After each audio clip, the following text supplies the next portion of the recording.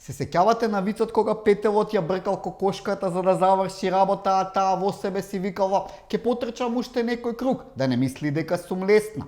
Така и председателот на Украина Зеленски за кратко ги спаси своите диаманти, злато и брилијанти, односно ретките минерали, што Доналд Трамп му ги бара како компензација за оружјето, што Америка му го даваше за да се бори против Русија.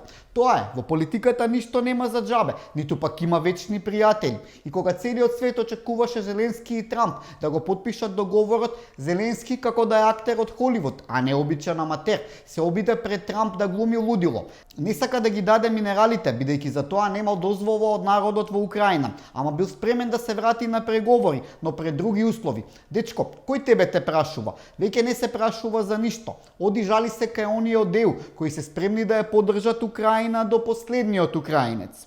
Кога Бајден, фон дер Лајен, Макрон и другите ти даваа лажна надеж дека можеш да ја победиш Русија, што си мислеше? Дека ова еден ден нема да дојде за наплата? Договорот за минералите Зеленски ќе го потпише, ако не сега, по некој месец. Се разбира, под полоши услови. Ако не сака тој, веднаш ќе најда друг, бидејќи нему и онака му е истечен мандатот. Навистина беше жално да се гледа Зеленски, седна до Трамп и диванст, како ученичек која ја нема научено лекцијата и наместо да се извини, се кара со наставникот, ама наставниците се погодија лоши.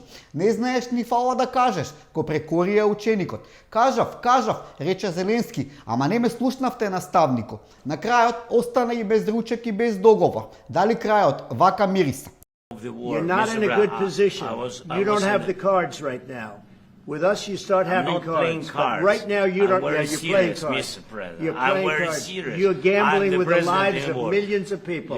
You're gambling with World War III. Ова треба да биде поука и за политичарите од регионот, да не се услонуваат многу на поддршката од ЕУ бирократите. Еден од таквите чиновници од Брисел е известувачот од Европскиот парламент Томас Вајц. Дипломатот од Австрија, замислете, бил спремен да го одврзе јазолот во спорот меѓу Македонија и Бугарија. Како Александар Македонски кој го пресекол Гордиевиот јазол, така и Вајц ќе го решил овој спор меѓу двете земји. Во стилот на неговиот сонародник Јоханес Хан, кој сакаше работите да ги решава на балкански начин, така и Томас ќе барал од ЕУ и од Бугарија изјави дека откако ќе ги внесеме бугарите во устав, веќе нема да има нови барања.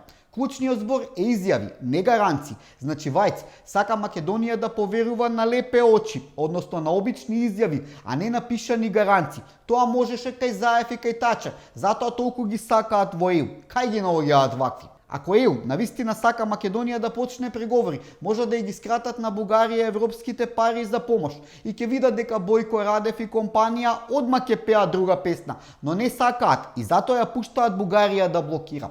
Бугарија блокира, до кое дередже се доведе ЕУ, ама самите си се криви. Трамп е решен да им влезе во парите што ги добивале невладините организации од USAID. Во Босна веќе работи поранешниот американски федерален обвинител Мартин Де Лука. Таму фала $250 милиони, ситница.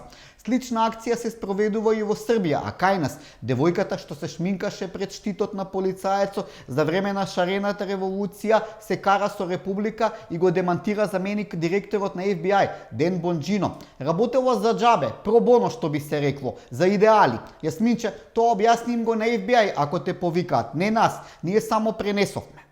Во Ниш се одржа еден од најголемите протести на студентите против Александар Вучич, иако нивната шарена револуција полека се распаѓа.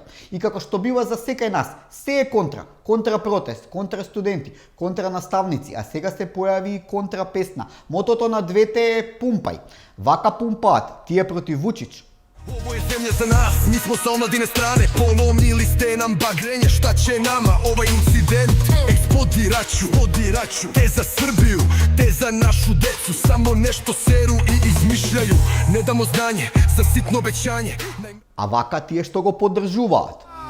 Pumpa BDP, pumpa penzije, pumpa mostove i autoputeve, pumpa strane investicije, plate a i bonuse, aviokompanije i kreditne rejtinge, pumpa odnose, protiv je korupcije, razvoj cele Srbije i za mlade stanove. Да не бевме вакви на Балканот, требаше да не измислат. На локален терен ништо ново. Сенките од минатото се врати. Али Ахмети се закани со дестабилизација ако се чепнел албанскиот јазик. Ќе ги спречел и локалните избори да се одржат.